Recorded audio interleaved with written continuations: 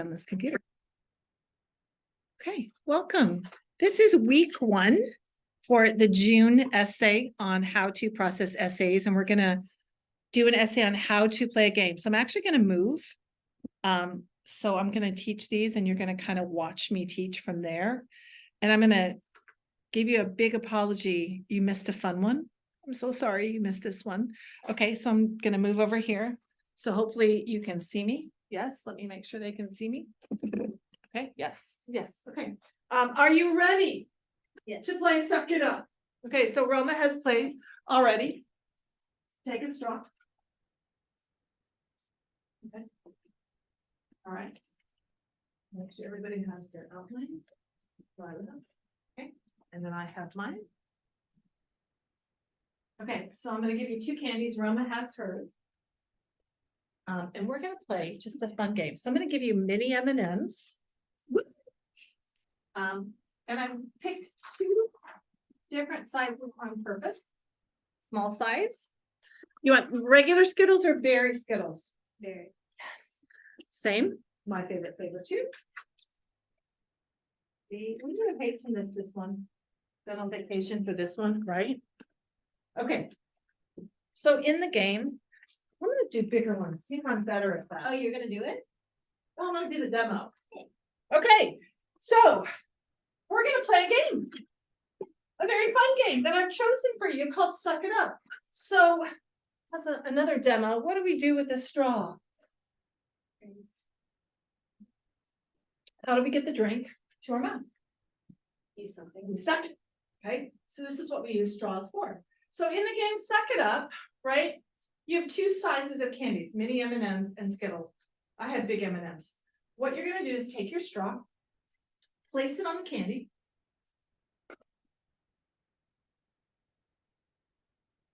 Let's see, I'm not good.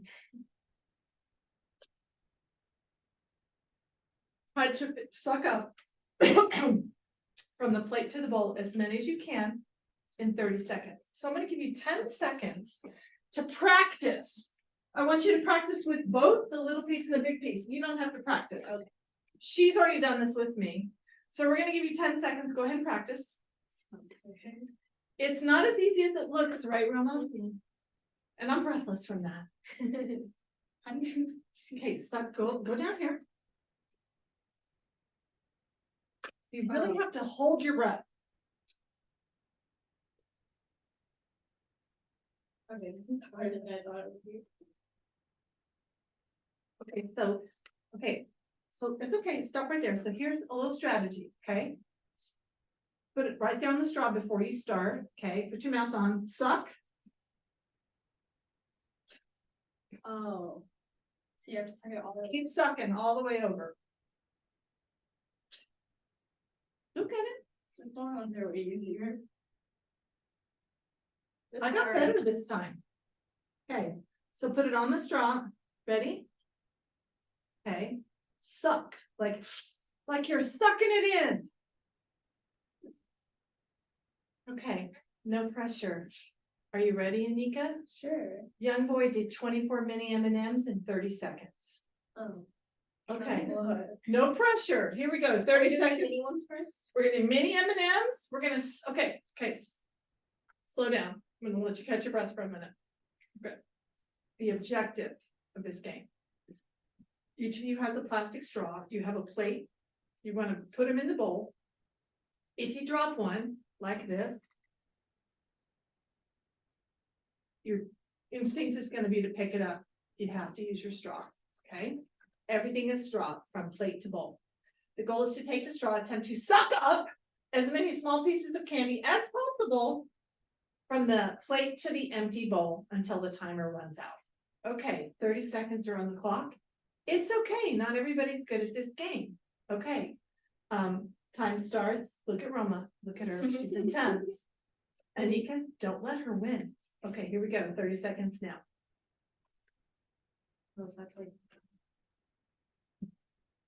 Well, you could just do another one. You can just get another one. There you go. I think Roma's got a 2-hand on the straw.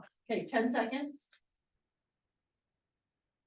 Oh, now you go, Nika, you got it. There you go. Hey. Okay, Roma. I got 11. Oh, I got 8. Hey, you were totally, pardon my word, sucking there for a while, right? But you figured out how to suck better, yes? Yeah. Okay, so you got this strategy now. Okay, take a lot of breath, didn't it? Yeah.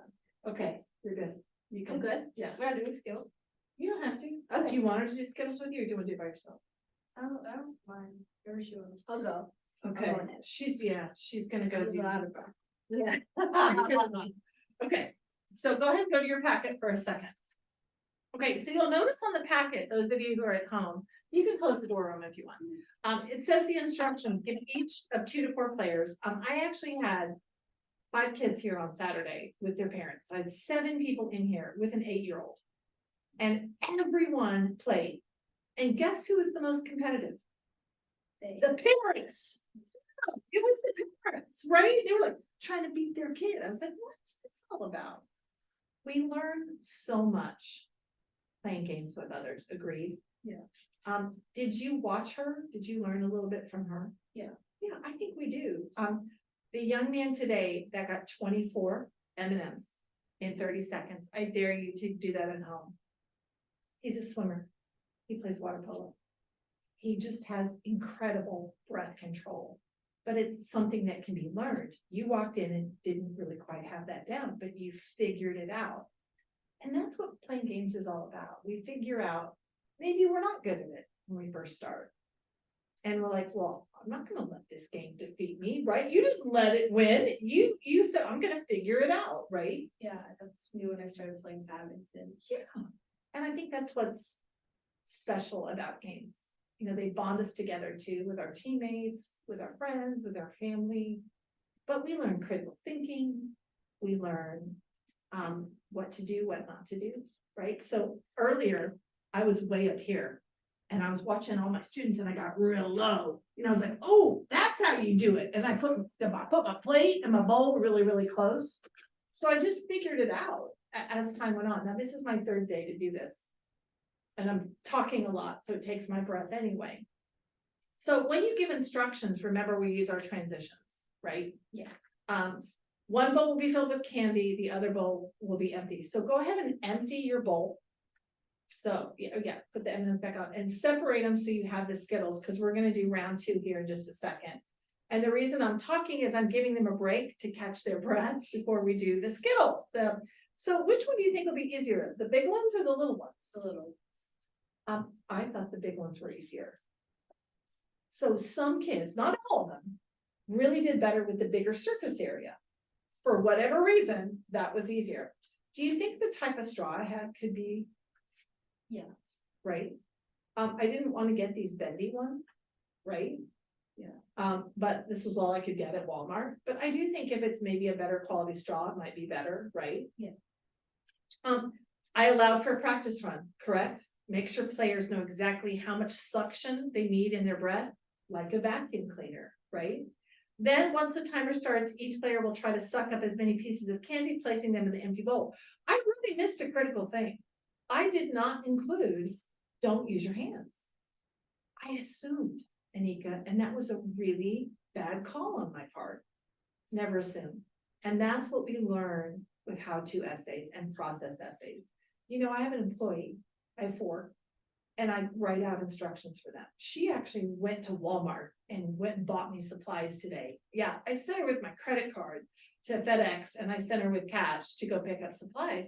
And I wrote down everything and she even had to text me, what about this, can I do that? I go, no, don't get any, 1.5. So it's really, really interesting. Sometimes we think we're clear, even to our employees, right?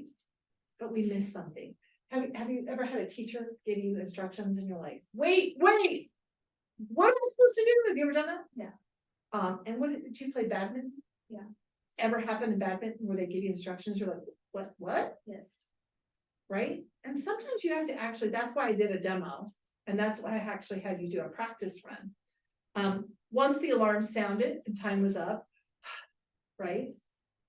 Players immediately stopped sucking their straws. Okay, so you counted, you had 11? 8. 8. Okay, I had a young lady, bless her heart, she could do 1, she couldn't do it. Kind of like you started. And I said, take it home, you will get it. Maybe it's, sometimes it's the stress when there's 3 or 4 people. You feel like you kind of shut down. You shut down a little bit at the beginning and then you figured it out. The player who sucked up the most is the winner. All right, let's try the big one. You ready? Okay, so figure out the strategies you learned. I'm gonna put, oops, I got 38. Let me do 30 seconds on the clock. And the person who did the most Skittles in 30 seconds was 23. Just do what you can. And the time starts now.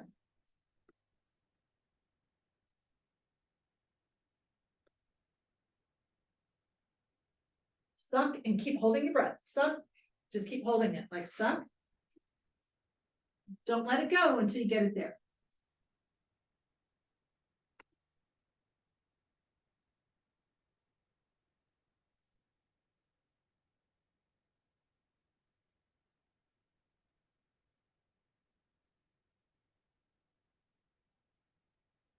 Oh, I redeemed myself. I did pretty good. Okay, how'd you do? I got 5. Okay, so I just did that and I started late. Oh, that's a lot.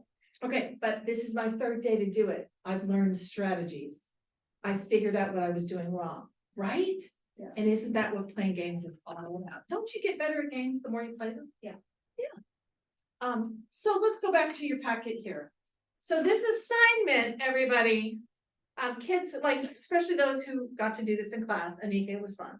Yeah, it was. Let's be clear. I mean, I'm sorry if you're watching this from home. This was a fun game to play. And I promise you, when you get back, I'm sure I will have extras and you can play.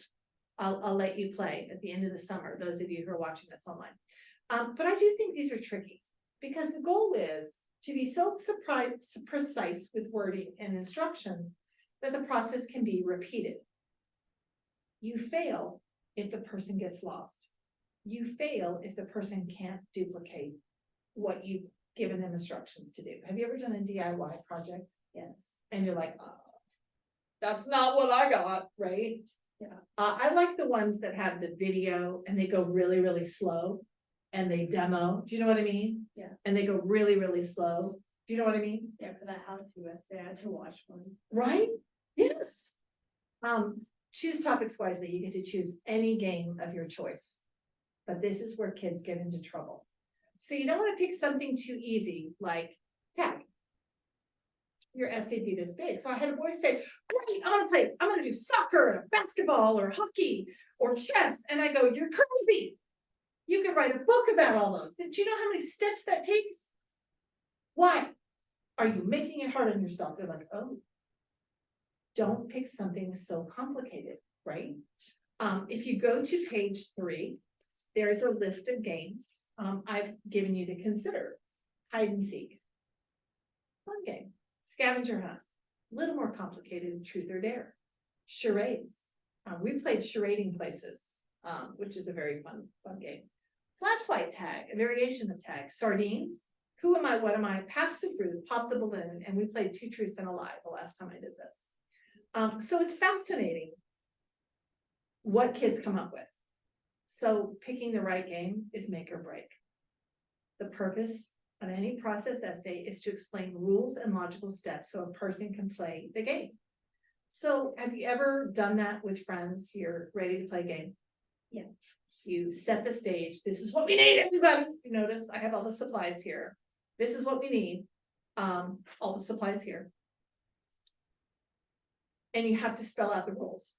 And really the objective of the game, because otherwise it's chaos and no one's going to have fun. So that's really, really important. And that's the first part of your essay. The second part is where you give the actual steps. So this is where transitions are important. And I use transitions in my class anyway. You know, first, second, finally. This is just going to be more. First, next, then, after that, lastly. Why would you give instructions using transitions? What's the point? So you know when the step is done, when you can move on. Right. And the reader knows. The person who's following you goes, oh, we're switching gears. We're moving on. Okay, very clear when we're moving on. Okay, so you're gonna want to use the forbidden words, which are You you and your. They're second person, they're informal. They are not allowed in a third person expository essay. Okay, so how do you get around that? Well, take your transition word first, comma, follow immediately with a verb. Grab. Next, comma, pick. If you choose a verb, it makes it an imperative sentence where you is implied. So I'm gonna catch a lot of people with you, but that's a way to get around that. Okay, go to your outline. There you go, and I've already kind of highlighted yours for you. Those of you who are watching at home, if you are in my class, you know this already, so I'm gonna kind of show you the one I did for her as well. I always give 6 sentences, correct? 6 sentences. And I've highlighted them in class. These are the most important sentences in your outline. So I'm giving you the structure. Aren't it nice? To give you a structure. So why do I do that? Most kids who walk in my door, and the 15 students that have started in May and June, are all over the place. They have no direction, no structure, and it's really hard to follow their essays. It's a mess. When you give structure to your essay, the reader knows exactly when you're moving to the next point. So remember, your lead, everybody, is the reason. The reason we're talking about playing games. Well, games are fun. Do you like playing games? Yeah. Did you have fun today? Yeah. Did you learn a lot about yourself? Yeah. Did you learn a lot about me? Yeah. Did you learn about my employee? Yeah. Okay, who's the most competitive of the 3 of us? You or me. Ooh, she got me right. I am a little competitive. I was an athlete. Absolutely. I didn't, but you know what? I learned something about you. You're not a quitter. Something was hard. You got frustrated, but you didn't give up.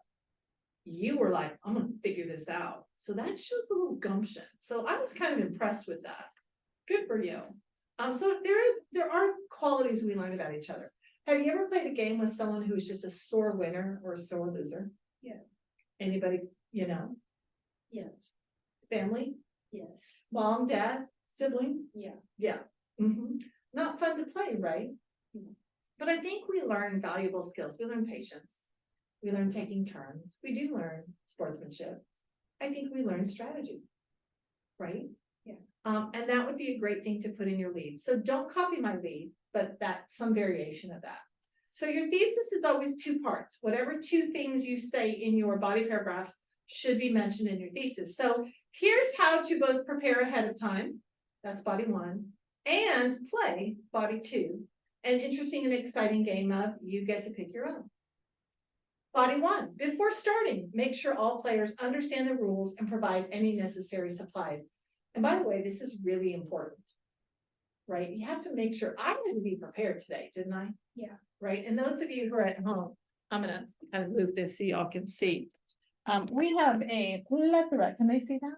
Yes. Okay, of candy that Mrs. Hensel provided with, you know, plates, bowls, bags of candy, and I say bowls, yay. Okay, so see we're there, so, okay. Okay, so explain what's needed for the game. I did that, right? Did I do a demo? Yes. Okay, did I give you a practice run? Yes. Did I give you the objective of the game? Mhm. Did I tell you how to play, what the rules were? Yeah. What did I forget?